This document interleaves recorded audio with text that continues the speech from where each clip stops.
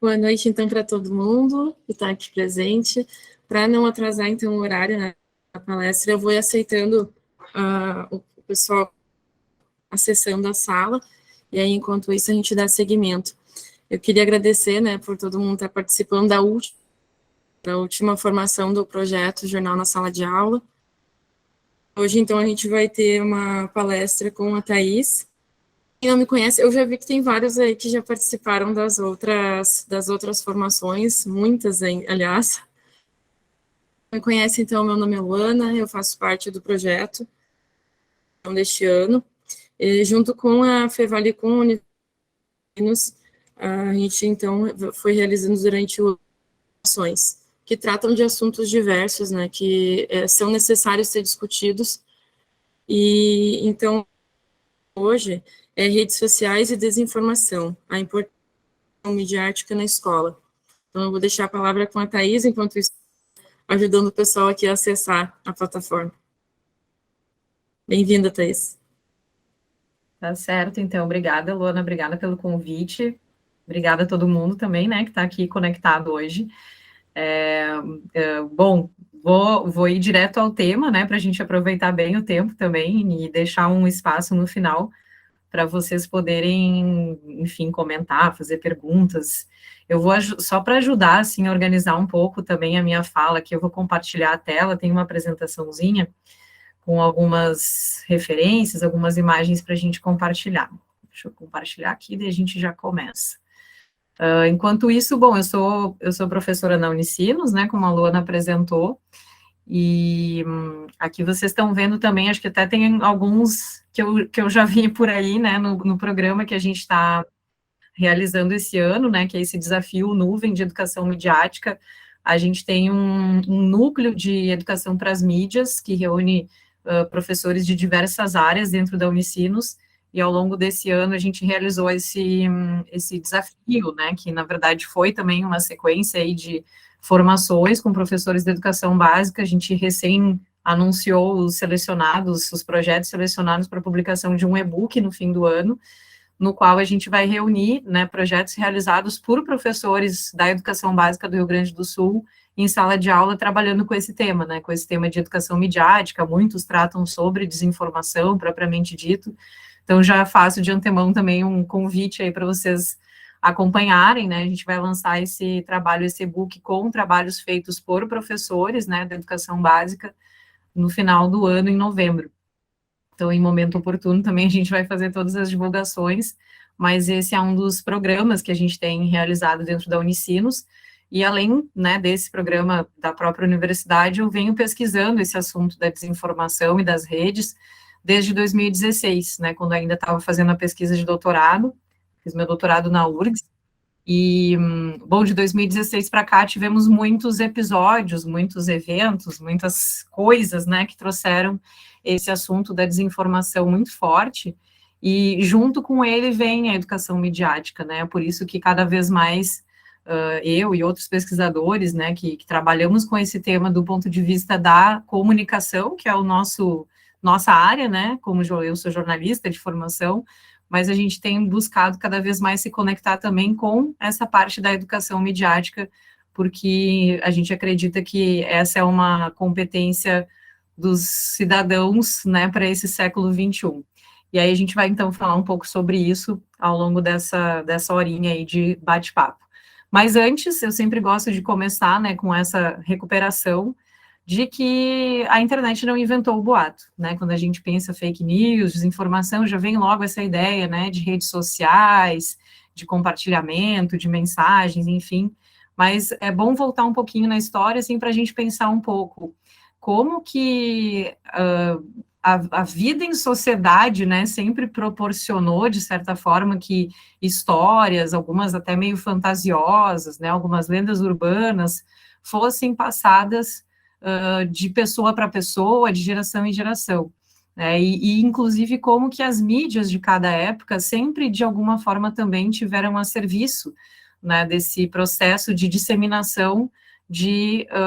mensagens, muitas delas não verdadeiras, né? Então, esse é um exemplo, né? Essa lenda do cordeiro vegetal da Tartária é uma lenda lá da Idade Média, em que um cavaleiro dizia que ele tinha encontrado, numa determinada região, cordeiros que nasciam em árvores, né? E aí isso fazia o imaginário das pessoas, né, que ouviam aquela história desse cavaleiro. Muitos viajantes iam lá, né, na região, hoje, né, entre a Rússia e a Mongólia, essa região da Tartária,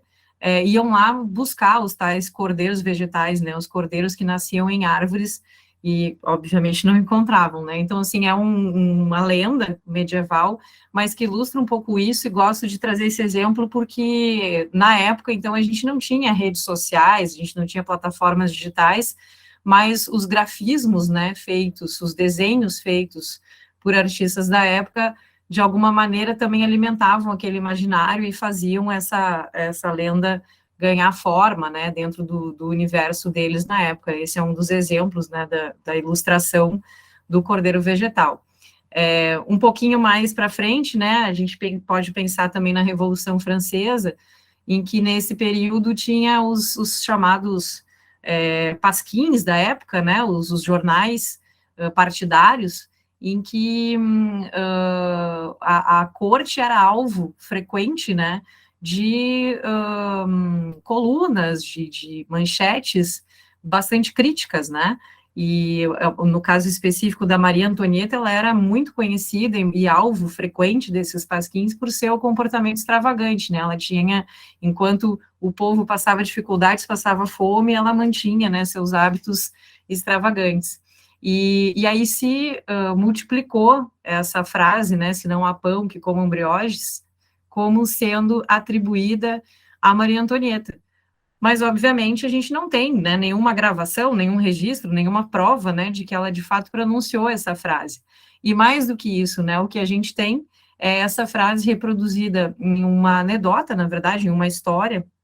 do filósofo Rousseau, em Confissões, em que ele conta uma história de uma princesa que ele, né, sequer relaciona com a Maria Antonieta e que tinha, né, uma característica parecida. Essa frase está lá, mas na apropriação das pessoas sobre essa história, acabou que foi relacionada, então, a Maria Antonieta, isso foi passando e acabou virando quase que uma verdade histórica, né, que ela disse essa frase, enquanto, na verdade, ela não disse. Então, de novo, né, mais um exemplo de como materiais midiáticos, né, e certos elementos, né, da mídia da época, por ter os jornais com essas características, né, os pasquins, e como as pessoas, né, se apropriam, e quem conta um conto aumenta um ponto, né, e isso vai passando, acaba atravessando gerações e até entrando para a história uma frase que, na verdade, é uma anedota, né. Então,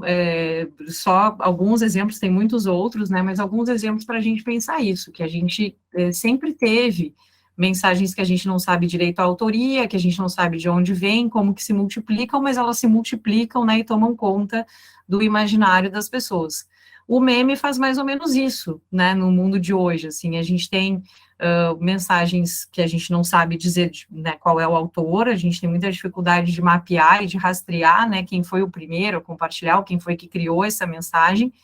muito do apelo visual, que é característico também dessa fase que estamos vivendo, né, dessas redes sociais, e se espalham de forma viral muito rapidamente pelas redes digitais, multiplicando, né, sentidos, multiplicando ideias, multiplicando todo tipo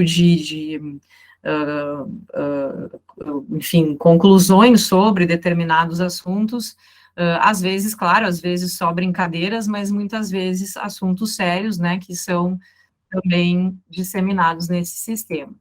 E aí as pessoas podem pensar, quando eu trago isso, assim, mas a internet não inventou o boato, né, então não tem nada de novo. Tem, sim, né, algo muito novo, que é justamente esse ecossistema, né, então eu estou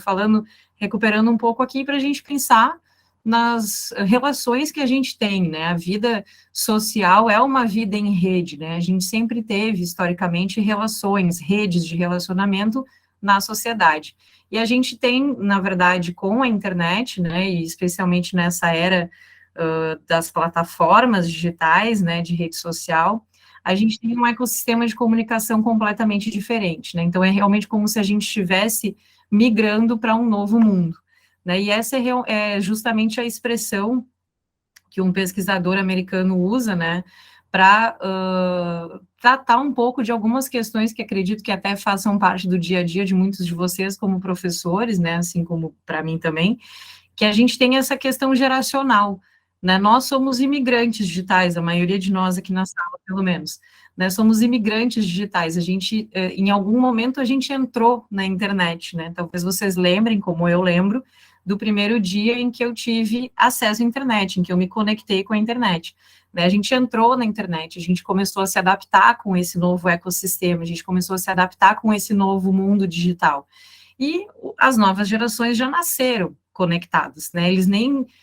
assimilam que eles conectam a internet, porque o tempo todo, a vida toda já está conectada na internet, né, já é multiconectado, até porque hoje a gente está num nível de conexão que ele vai muito além do momento em que a gente vem, por exemplo, aqui agora, né, e se conecta numa sala para poder fazer essa conversa, a gente está num nível de conexão que tudo ao nosso redor praticamente está conectado, é claro, considerando que a gente também tem os contextos de baixo acesso ou de nenhum acesso à internet. No caso brasileiro ainda temos, né, bastante essa limitação da rede, mas uma boa parte, né, da nossa sociedade está nesse nível. O problema é que, então, o Mark Prensky, né, que é esse autor que lá em 2001 usou essa terminologia, né, dos imigrantes digitais e dos nativos digitais,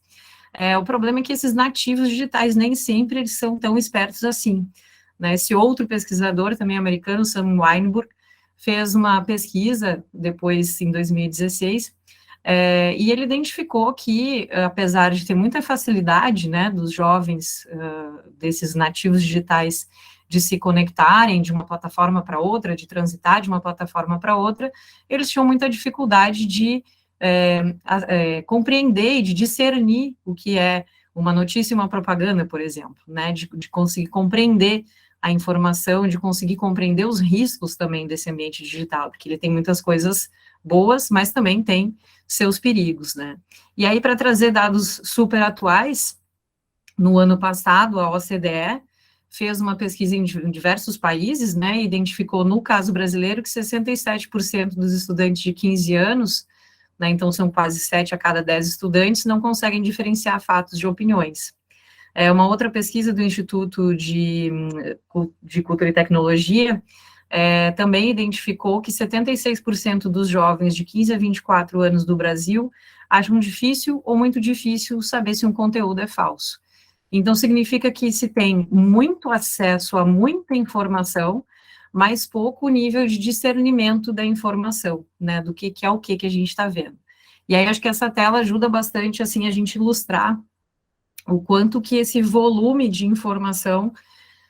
é uma questão, né, e realmente, assim, não é à toa que é difícil de discernir conteúdo verdadeiro de conteúdo falso, de discernir fato de opinião, de discernir notícia de propaganda, e entre outras coisas, né, é difícil mesmo porque a gente tem um excesso muito grande de informação. Então, se a gente olhar a cada minuto na internet em 2021, né, esse é um levantamento bem recente, portanto,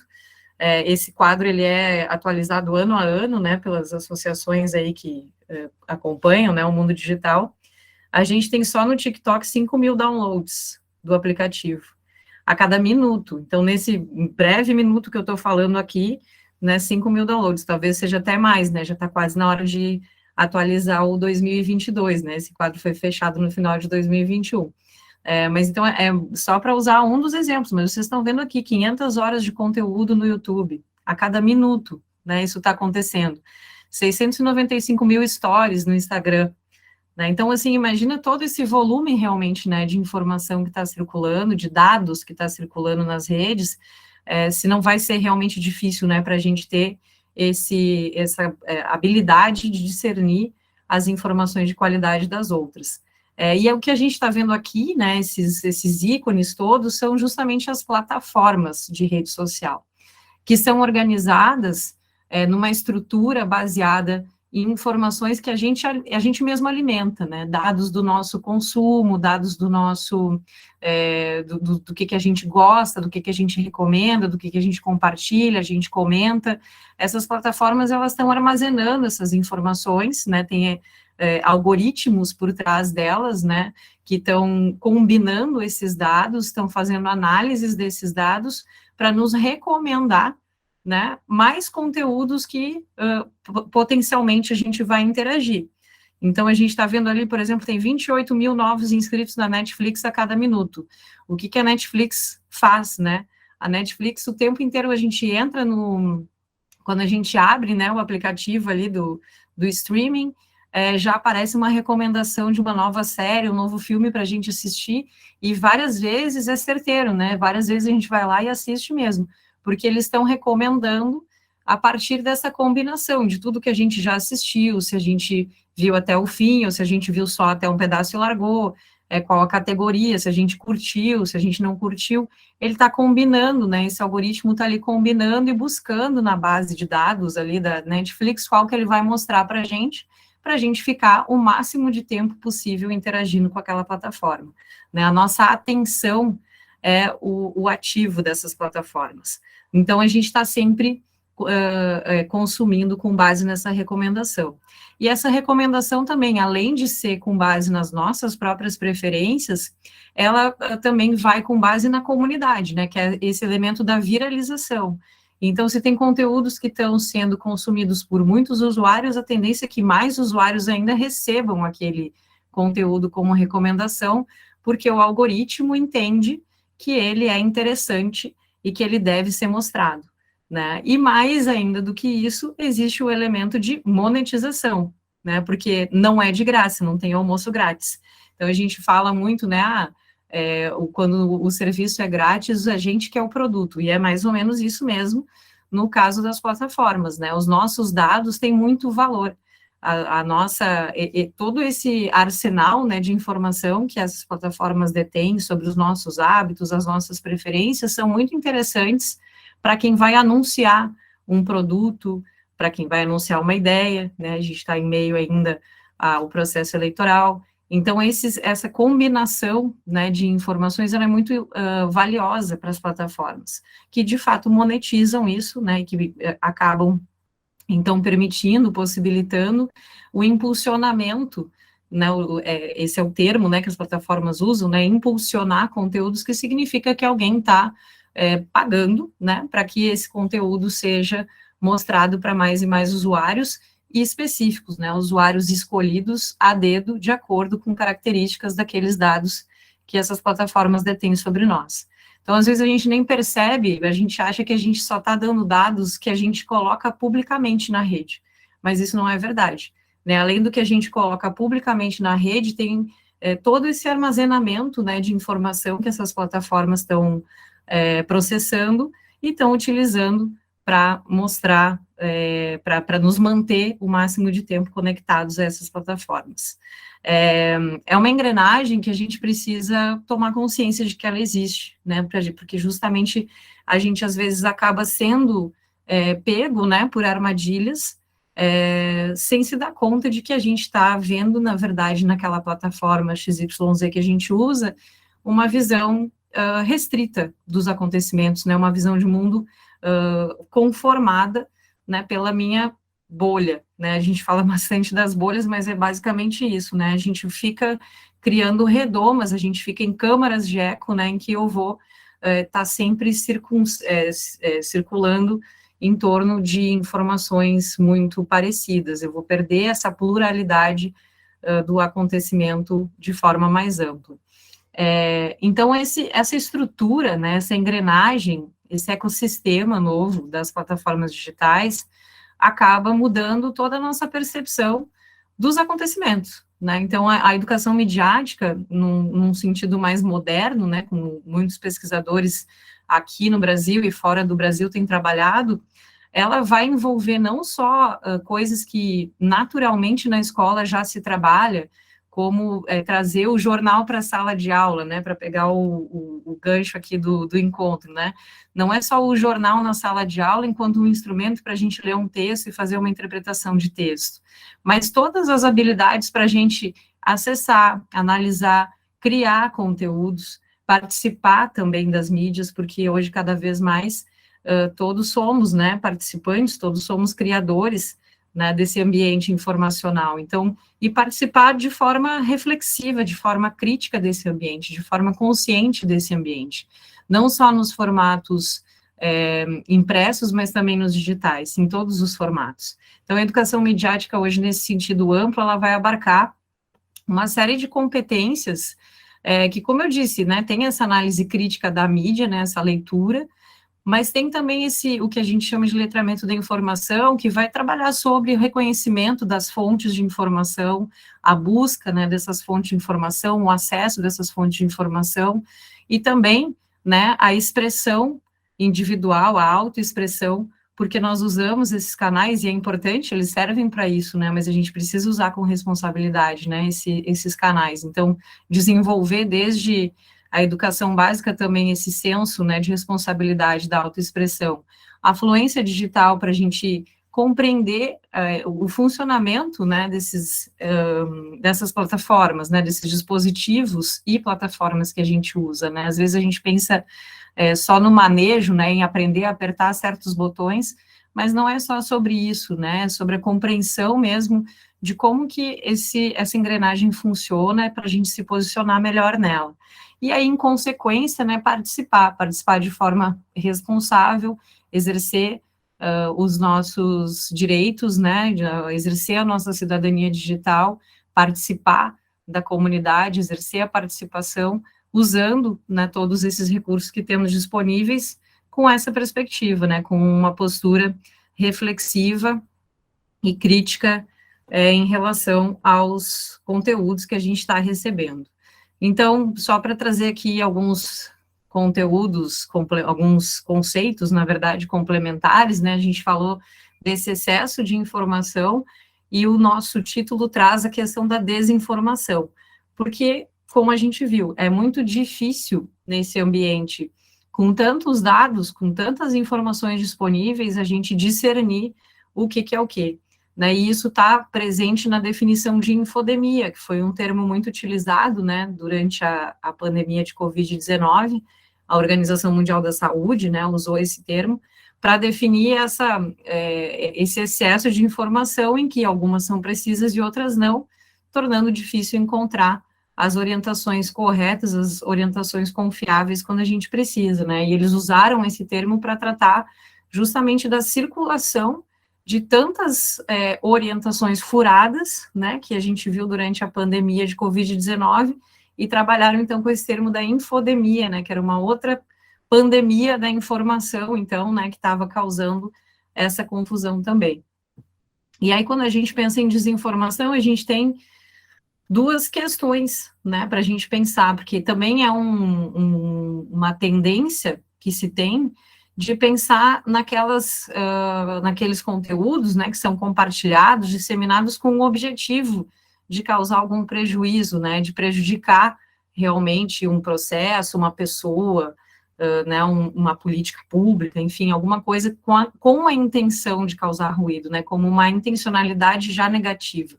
Mas muitas vezes a desinformação é de não estar informado mesmo, né, as pessoas acreditam genuinamente naquelas informações que são enganosas, e ela passa adiante achando que ela está fazendo um bem, né, e ela toma atitudes em cima dessa desinformação, realmente acreditando que aquilo é verdade. E é importante a gente ter isso presente, né, porque num ambiente, e aí a gente está num contexto político, por estar também num processo eleitoral nesse momento, né, em que a polarização é muito grande, então, assim, fica muito cômodo, muitas vezes, até taxar, né, todas as pessoas que acreditam numa determinada, que compartilham, né, de uma determinada ideia, como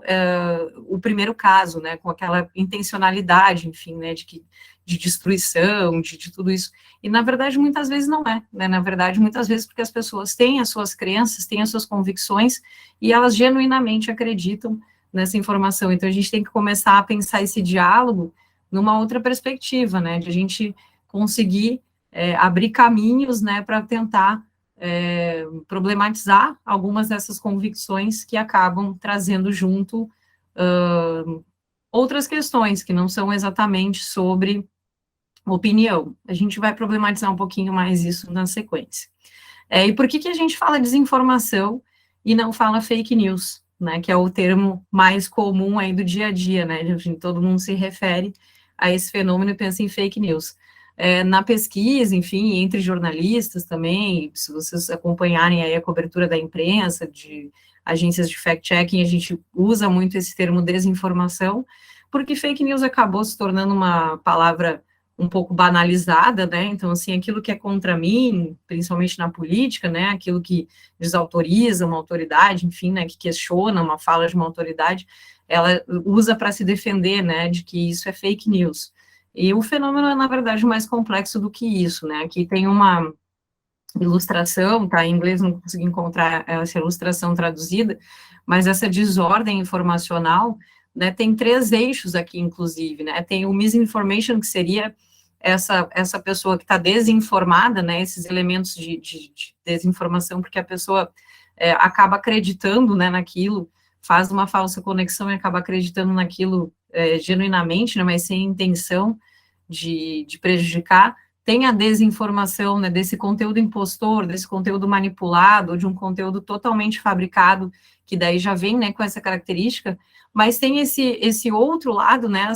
esse terceiro item ali do nosso espectro, né, da desinformação, que é o que no inglês eles chamam de malinformation, que a gente poderia dizer que é uma informação mal intencionada, que muitas vezes até traz elementos verdadeiros, mas que eles estão fora de contexto, eles são usados para prejudicar. Então, todo tipo de vazamento de informação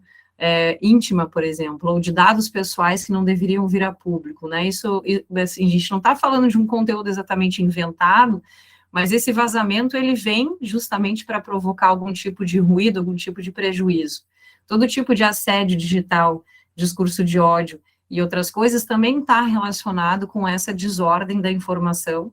né, que enfim, né, causa bastante prejuízo no dia a dia de todos nós, e pensando em crianças e jovens, né, vocês que são professores, assim como eu também trabalho com jovens na universidade, muitas vezes tem consequências na formação, né, da vida dessa pessoa, dessa criança, desse adolescente, né, de, enfim, traumas e outros tipos de problemas, né, de relacionamento, como bullying, né, então a gente pode pensar em ciberbullying, né, tem consequências na formação dos jovens, né, e tudo isso é parte desse processo de desordem informacional. E aí, para já encaminhar aqui a reta final aqui da conversa, né, eu queria apresentar esse guia, né, esse site postaronão.com.br. Ele contém um e-book, né, que é esse e-book Postar ou Não, foi preparado por mim e por outra pesquisadora, minha parceira na fonte, a Marília Gerck, com apoio do Instituto Goethe. Até alguns exemplares impressos foram distribuídos para algumas bibliotecas públicas, talvez alguns de vocês já tenham visto esse material. A gente também produziu alguns podcasts que podem ser usados livremente como vocês quiserem, e tem algumas atividades ali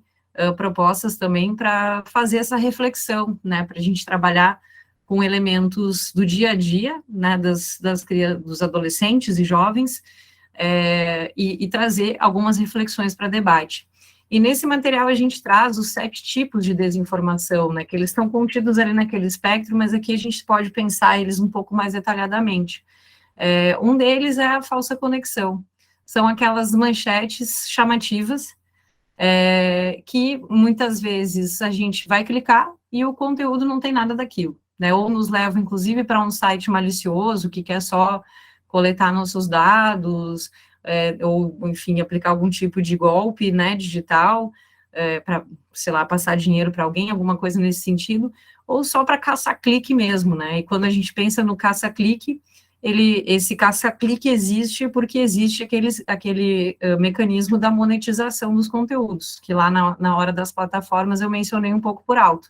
né, então, os sites são remunerados, as redes são remuneradas pelo quanto mais cliques elas obtiverem. Então, muitas vezes tem uma manchete super chamativa para despertar curiosidade, e a gente, né, cai nessa tentação ali, né, de clicar, e quando vai ver, não tem nada a ver o conteúdo. O outro tipo é o falso contexto, né, eu tenho um conteúdo que ele até é verdadeiro, mas acaba que vem junto uma legenda falsa, por exemplo, né? Uma legenda de uma foto que não condiz com aquele contexto original. E às vezes eu gosto até desse exemplo aqui do Cristiano Ronaldo, que a gente usou no material, porque é isso, assim, com certeza a intenção do Cristiano Ronaldo, né, um jogador de futebol, era a melhor possível, né? Em 2019 tiveram aqueles incêndios grandes, né, na Amazônia, essa hashtag, né, Pray for Amazônia, ela começou a ser usada, né, por várias celebridades e ativistas, enfim, mundo afora, chamando atenção, né, para as queimadas que estavam acontecendo ali. Então, certamente a intenção, né, do Cristiano Ronaldo, ou de quem administra o perfil dele, né, na rede social, foi a melhor possível. Ele não queria causar nenhum tipo de desinformação, né, ele queria manifestar solidariedade. Mas, no fim das contas, a foto escolhida, né, para esse compartilhamento é uma foto aqui do Pampa Gaúcho, né, bem longe da Amazônia, uma foto que era, na verdade, de 2013, não de 2019. Então, a gente tem bem um exemplo, assim, do falso contexto de alguém que não estava suficientemente informada, né, sobre qual era o contexto dessa foto e acabou passando desinformação adiante, né. A foto é verdadeira, houve esse incêndio, né, alguma vez na vida esse fogo aconteceu, né, só que não nesse contexto, não na Amazônia, era outro contexto.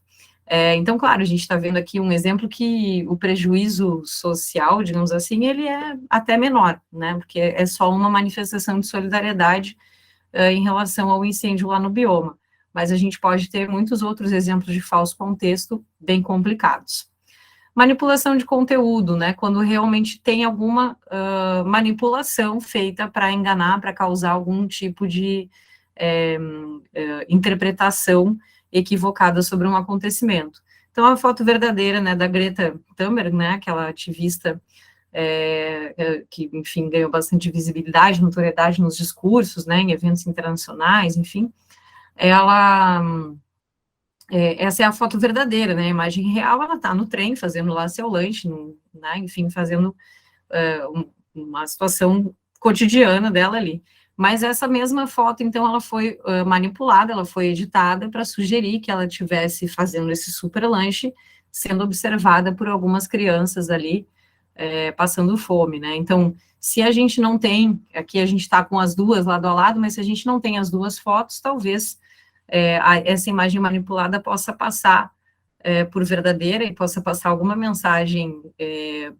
para prejudicar a imagem da Greta, nesse caso aqui, né, para questionar esse ativismo dela, enfim, e pode ser bastante convincente em alguns contextos. Então, né, o cuidado com esse tipo também de conteúdo manipulado. O quarto tipo de desinformação, né, que quem traz essas definições, na verdade, é o First Draft News, né, que é um grupo, né, de pesquisadores que já desenvolveu essa tipologia, a Claire Wardle é a principal. Eles tratam também da sátira ou da paródia, que obviamente não tem nenhuma intenção de prejudicar ninguém, mas às vezes ela pode ser levada a sério por algumas pessoas e aí sim acabar causando desinformação, né, acabar enganando e enfim, né, prejudicando a compreensão dos acontecimentos. Então, no meio da pandemia, esse humorista fez um vídeo, né, dizendo que ele estava oferecendo, ele fazia de pastor, enfim, no vídeo, e oferecia a tal da máscara invisível por R$300. E, na verdade, não existia nem pastor, nem máscara invisível, muito menos por R$300. Era só um vídeo de um humorista, mas as pessoas na internet começaram a acreditar que isso era um produto, né, enfim, uma venda real que estava acontecendo. Tem muitos outros exemplos desse tipo, né, a gente pode pensar em sites como o Sensacionalista, que ele é um portal que ele é conhecido justamente por criar histórias usando a linguagem noticiosa para fazer sátira, para fazer piada. E se a gente for olhar a descrição do site lá, né, no Quem Somos, enfim, na descrição, ele mesmo se intitula Isento de Verdade, porque ele né, já se apresenta como um jornal de sátiras. Mas muitas vezes, né, já vimos casos de essas manchetes do sensacionalista serem compartilhadas, e o que acontece muito nas redes sociais, né, compartilha o link e o título e ninguém clica para ver, né, a notícia completa, a fonte, perseguir, né, essa informação no mínimo detalhe. Então, o consumo rápido, né, a forma como esse ecossistema funciona, muitas vezes não favorece a leitura mais esclarecida, né, e gera esse tipo, então, de desinformação. Conteúdo enganoso, quando são associados elementos, né, para enquadrar uma questão, para forçar os dados a dizerem algo que eles não estão dizendo, né, então esse é um tipo de desinformação até bem difícil, né, que exige realmente uma leitura crítica, uma leitura reflexiva, para a gente ver se as coisas realmente fazem sentido, né, então, né, um exemplo é a relação de vacina com autismo, né, que não é uma relação comprovada, né, são associações de elementos para forçar uma situação que aí acaba corroborando, então, um discurso anti-vacinação, enquanto as vacinas sabidamente salvaram e salvam vidas há algumas décadas já, né, são um grande avanço tecnológico científico da humanidade. O conteúdo impostor, né, o sexto tipo, quando fontes genuínas são imitadas, né, então isso é muito típico de prints, de reportagens, prints de tela, né, aconteceu agora recentemente no período de campanha eleitoral, né, de prints de tela, em que o resultado das pesquisas eleitorais era invertido, né, então muito cuidado, né, sempre com esses prints, porque às vezes uma montagem fotográfica que coloca lá o cabeçalho, né, de um jornal conhecido, como Jornal VS, Jornal NH, né, coloca lá o cabeçalho, parece uma notícia do jornal, mas tem elementos ali no conteúdo que foram manipulados em imagem, e as pessoas só estão, então, usando, né, a credibilidade desse veículo, a credibilidade dessa fonte, para dar, né, elemento de confiança para fake news, né, para conteúdo que não é verdadeiro. E o conteúdo fabricado é aquele que é 100% fake mesmo, né, é falso, é criado para prejudicar, é uma invenção, né, uma história infundada que é criada, e hoje em dia, com as tecnologias, né, com a quantidade de dados que a gente tem na internet disponíveis, podem ser gerados, inclusive, rostos de pessoas que não são verdadeiros, né, que são junções aí de elementos, né, que acabam criando rostos que não existem, né, eu coloquei um exemplo aqui, essa mulher não tem nome, não tem país, não tem origem, é uma combinação por inteligência artificial que foi criada num site que gera rostos que não existem, só para ilustrar, né, o quanto pode ser convincente esse tipo de situação. Então, como saber, né, assim, é um trabalho realmente de letramento, né, como a gente tem falado aqui, né, são vários letramentos, né, são elementos de fluência digital para a gente entender como que as coisas funcionam, quais são as possibilidades, né, desse universo, para a gente começar, então, a questionar de forma mais crítica, de forma mais reflexiva, mas também de investigação, né, um letramento informacional mesmo, de a gente buscar os elementos de credibilidade, como, por exemplo, ir até a fonte mesmo, né, a fonte não é o amigo que me passou no WhatsApp, a fonte é de onde veio aquela informação, né, onde que ela foi gerada, quem é que criou esse conteúdo, e quem é que deu os elementos para a criação desse conteúdo, né, esses dados, eles são dados públicos, eles são dados do poder público, como que foi produzido isso, né, então esse letramento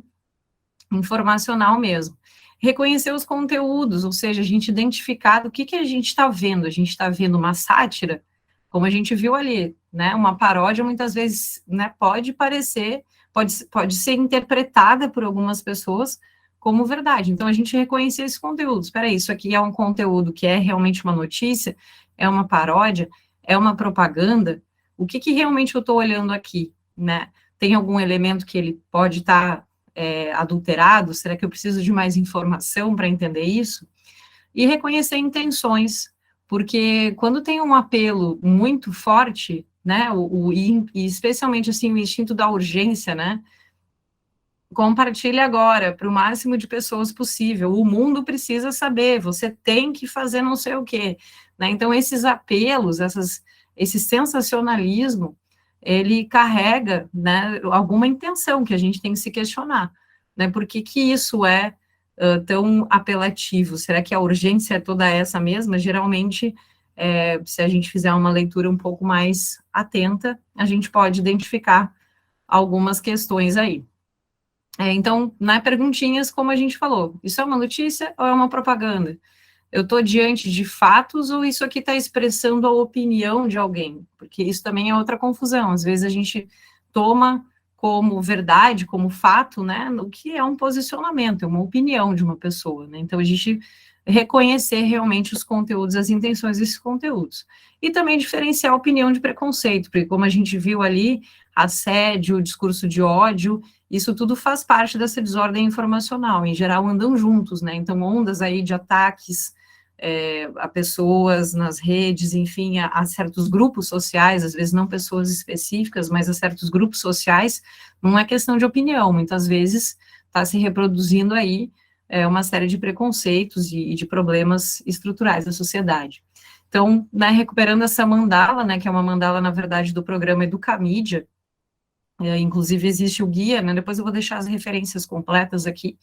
Existe o guia de educação midiática, que é dessa organização, né, do Educamídia, que é do Instituto Palavra Aberta, que inclusive tem informações muito boas, né, de multiplicadores de educação midiática. Essa mandala, né, trabalha com esses 3 níveis, né, ler, escrever e participar, com essa visão ampla, né, de educação midiática, não só pela análise crítica da mídia, o letramento da informação, mas também, né, a autoexpressão, a fluência digital, a participação cívica, a cidadania digital, porque a educação midiática, ela é hoje, né, como eu disse, assim, uma competência, né, uma habilidade que todos nós precisamos desenvolver, ela é transdisciplinar, né, então pensando na escola mesmo, né, na educação básica, né, não é só sobre ler, interpretar e produzir conteúdo jornalístico, que geralmente a gente faz em atividades de língua portuguesa, mas também analisar e interpretar dados e gráficos, por exemplo, né, então, de repente, nas exatas, na matemática, no desenho geométrico, né, enfim, algumas outros conteúdos, né, transdisciplinares, a gente pode trazer isso também, né, toda essa questão agora no período, né, que, claro, estou muito pautada porque sou jornalista, né, então estava envolvida também com isso, mas todo esse período agora de resultados de eleição, pesquisas eleitorais, isso envolve interpretação de dados, envolve compreensão, né, de proporção, de amostra, de, enfim, como interpretar corretamente isso, né, vai ter logo ali na frente divulgação de dados do censo, né, os primeiros resultados já começam a sair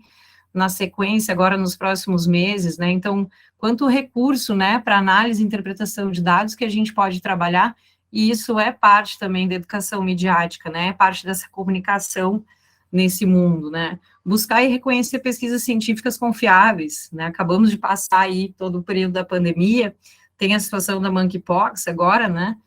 chamada de varíola do macaco, mas tem uma questão, né, com essa tradução aí de varíola do macaco, que acaba também levando desinformação contra o macaco, né, que não tem nada a ver com a história, mas, enfim, todo tipo de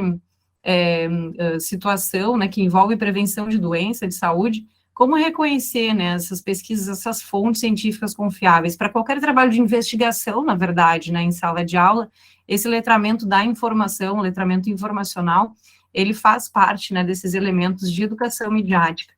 Os espaços de participação cívica, né, conhecer e utilizar canais como o Portal da Transparência, para a gente se informar corretamente sobre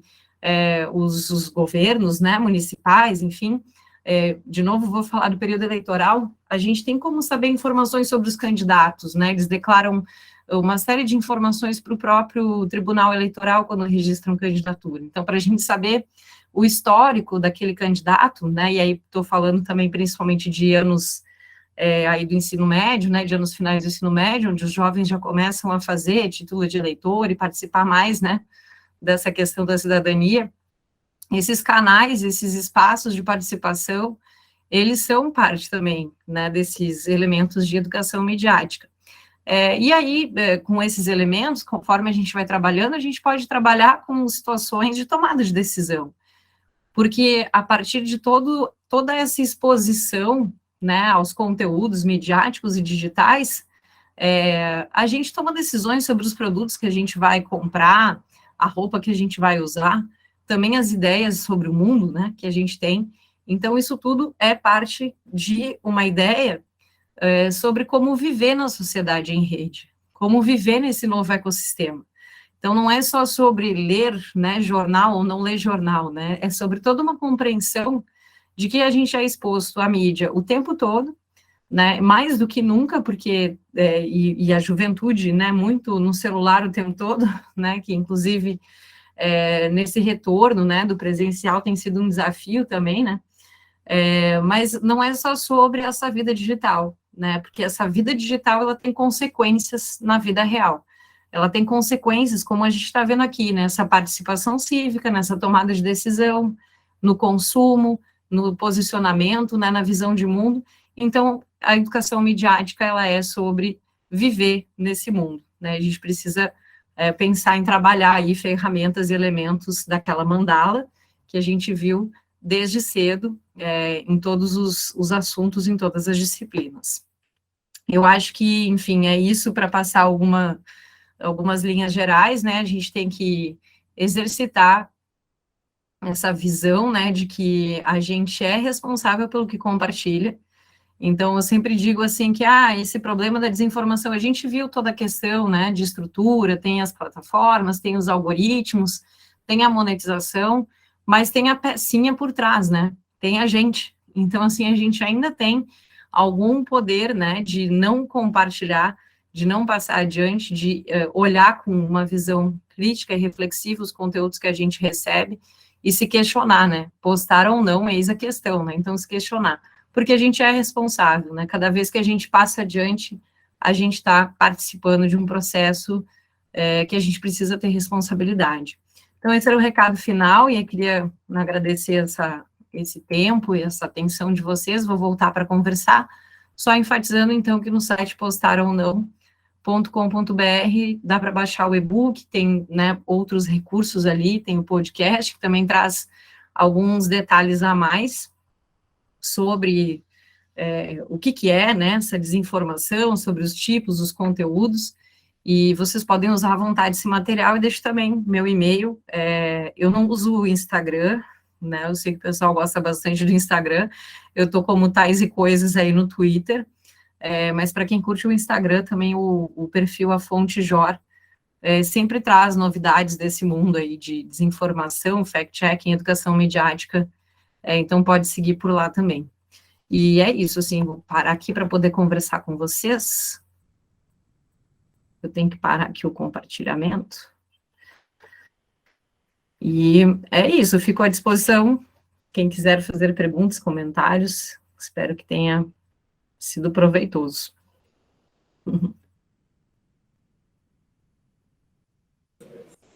Obrigada, Thaís. Quem quiser, então, pode ficar à vontade. Se quiser chat, levantar a mãozinha aqui embaixo que tem no Meet, também pode mandar pelo WhatsApp. Estou ligada em tudo aqui. Vou passar o link aqui enquanto isso. Claro. Vou passar até algumas informações, enquanto a gente deixa à vontade, então, para quem quiser enviar algum comentário ou tiver alguma dúvida. A gente tem o site, seja qual for, né, o Jornal NS, tem o Diário de Canoas, o Jornal de Gramado, de cada um dos sites, tem o hot site do Jornal Nacional. A Ed está aqui com a gente, eu queria muito agradecer no decorrer do ano, ainda não terminou, mas ela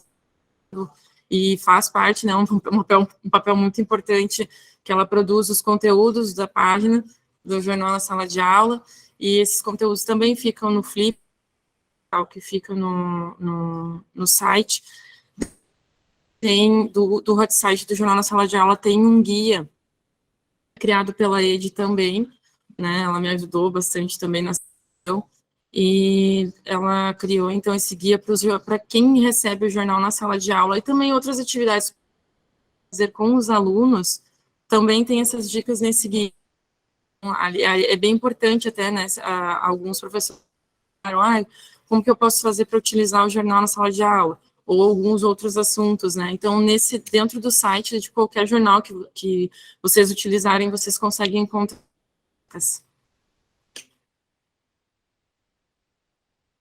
Obrigada, Ed.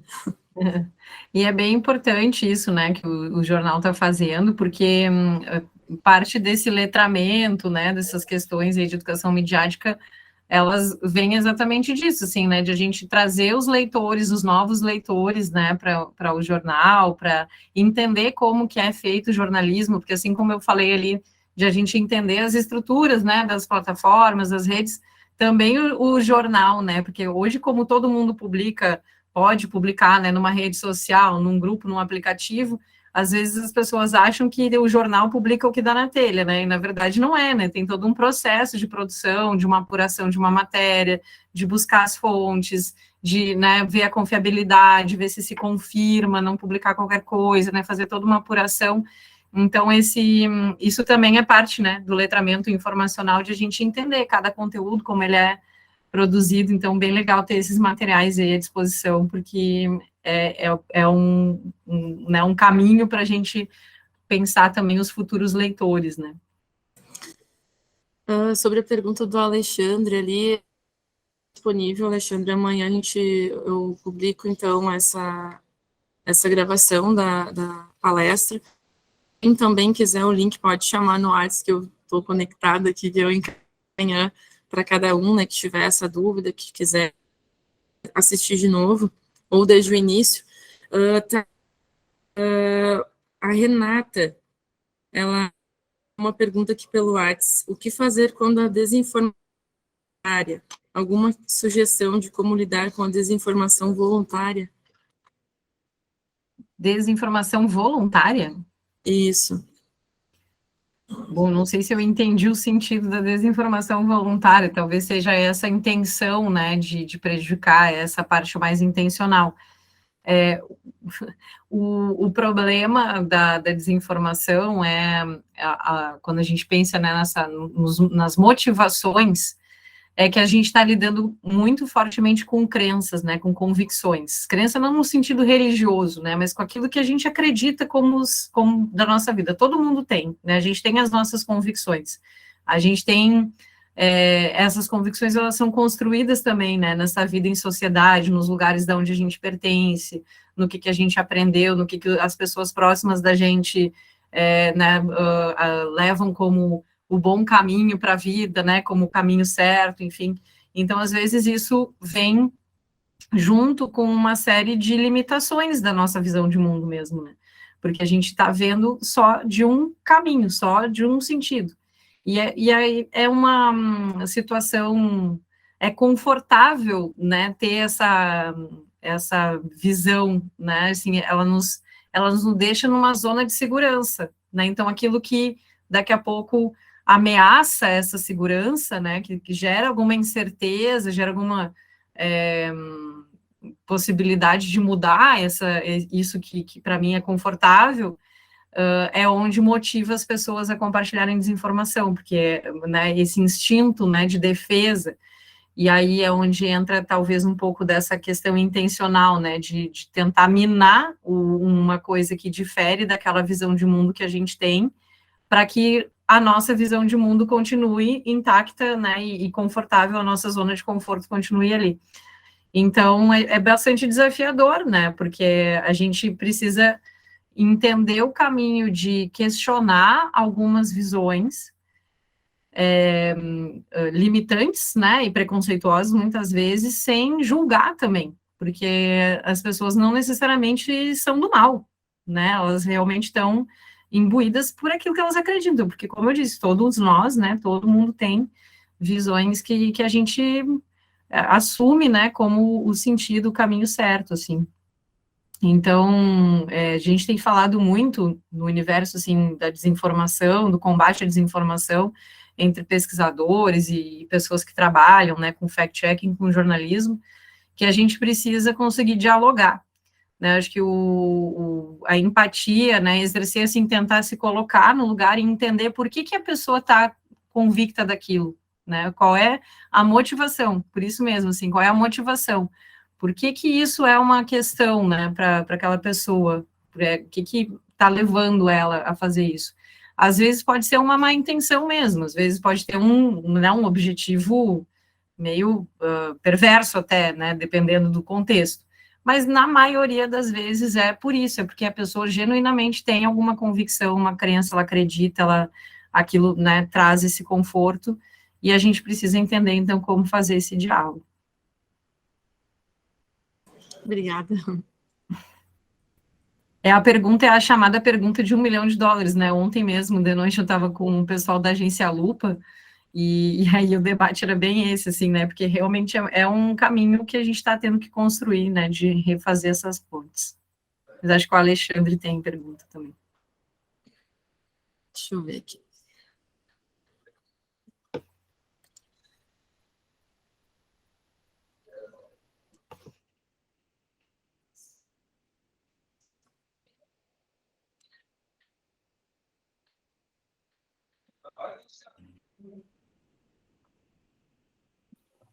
Acho que liberou teu áudio, Alexandre.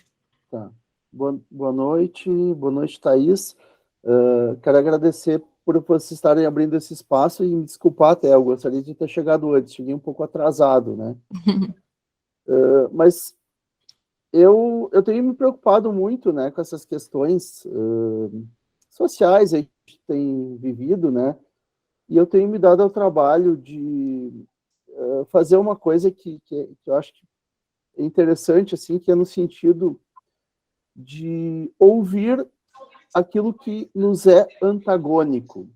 A gente ter a coragem de ouvir aquilo que a gente, por vezes, não quer ouvir, é escutar, porque a gente já tem uma opinião formada, né? Eu acho que a gente desinformar, não sei se é esse o termo, desinformar um pouco a nossa própria opinião e utilizar os nossos dois ouvidos, né, para escutar um pouco e ter a coragem de avançar na escuta do outro quando a coisa é antagônica. A gente tem uma certa questão de começa a falar algumas coisas que nos machucam, a gente tira do ar, a gente não avança.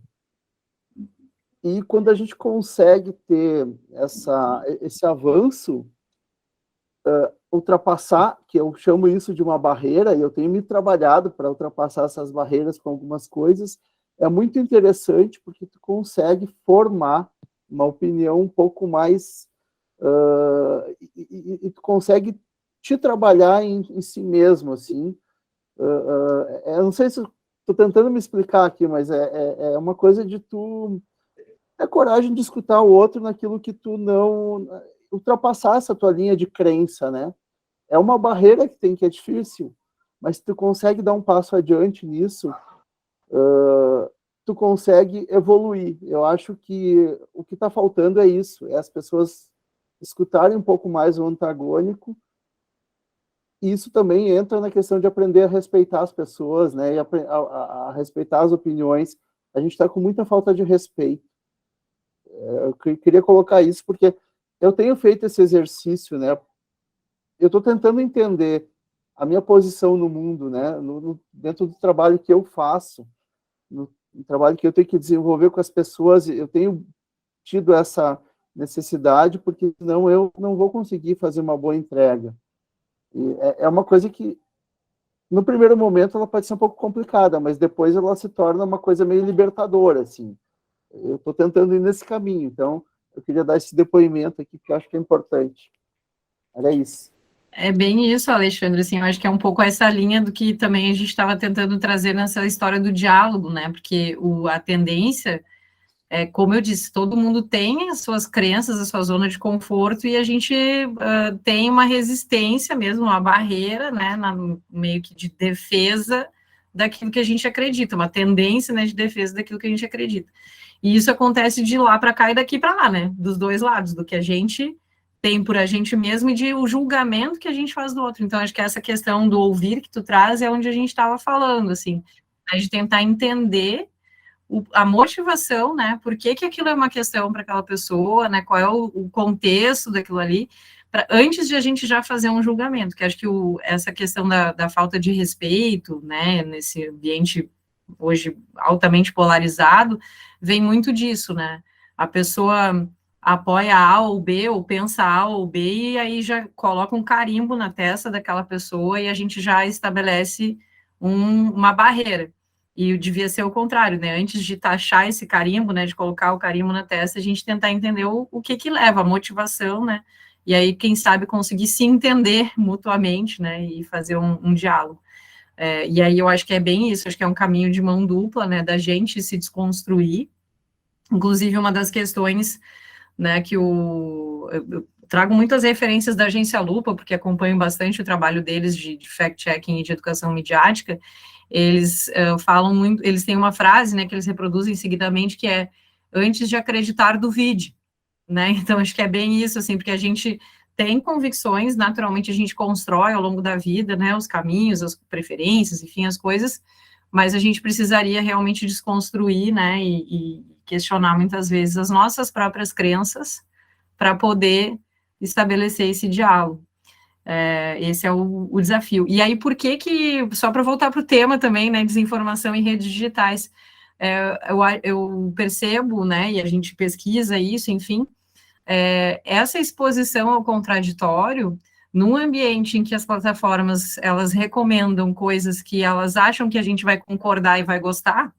está bastante limitado, né, porque a nossa, realmente exige um esforço se expor ao contraditório. Num ambiente menos mediado por plataformas que funcionam dessa forma, né, que tem esse mecanismo de recomendação, de combinação, né, das nossas preferências e tal, a gente, né, teria um pouco mais de abertura. Nesse contexto, em que o tempo inteiro a gente está sendo reexposto àquilo que nos deixa confortável, realmente exige um esforço tu ir para o contraditório, né? Tu tem que querer ir para o contraditório, porque nas plataformas tu vai ficar condicionado à tua visão de mundo, à tua zona de conforto. Então, aí vem de novo, né, a importância da educação midiática, de a gente fazer esse questionamento, de a gente trazer a pluralidade. E esse é um dos benefícios do jornalismo, na verdade, né? E hoje a gente está tendo um fenômeno global de distanciamento das notícias, justamente porque as pessoas não querem ver coisas que as desagradam, né, ou que as contrariam, e claro, né, também tem um peso que daí o jornalismo também está fazendo sua autocrítica, né, e sua autorreflexão dessa visão de que é só notícia ruim, né, de que é só né, coisas negativas, enfim, então o próprio jornalismo também está fazendo mudanças e tal, para tentar eliminar um pouco dessa barreira, mas hoje é isso, assim, as pessoas estão muitas vezes deixando de ver aquilo que não concorda, ou que não é positivo, por opção, e aí ficam mais ainda, né, expostas a essa própria bolha, assim. Então, educação midiática é sobre a gente pensar isso tudo, né, essa pluralidade e essa exposição, essa necessidade de exposição ao contraditório, mas com cuidados, né, com critérios para avaliação crítica, né, com critérios para realmente a gente estabelecer, porque também o plural não significa que todos os elementos dessa pluralidade têm o mesmo peso e a mesma confiança, né, tem alguns elementos que dão mais credibilidade, mais confiança a certas fontes e outras não, né, então que os métodos científicos, né, os critérios estatísticos para a gente, né, olhar uma tabela, olhar um gráfico, que nem a gente estava falando ali, né, das diferentes formas de abordar essa visão da educação midiática. Então, né, também não significa que todo mundo tem o mesmo peso, às vezes a gente tem que fazer essa balança, né, de quais são os elementos que nos dão mais credibilidade. Eu vi ali que acho que foi a Edilane, né, que comentou aqui no chat isso, dos termos, né, fake news, e a gente falou ali de infodemia e tudo mais, né, ela está falando da literacia digital e midiática, o letramento digital e midiático, e enfim, são aquela mandala, acho que resume um pouco disso, assim, né, porque é tudo isso junto, né, é o digital, por causa dos dispositivos, das plataformas que a gente usa, é o midiático por causa também das diferentes linguagens de mídia, mas é também isso, né, o informacional, quando a gente fala do informacional, a gente pensar nas fontes, no que as mensagens estão querendo trazer, né, se é uma notícia, se é uma propaganda, se é um apelo, né, uma mobilização, uma convocação, então a gente também pensava de várias frentes aí esse letramento mesmo.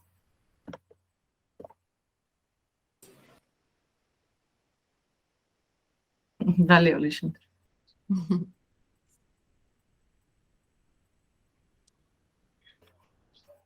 Para não passar muito, então a gente vai... Qualquer dúvida que vocês tiverem, também podem enviar ali no WhatsApp.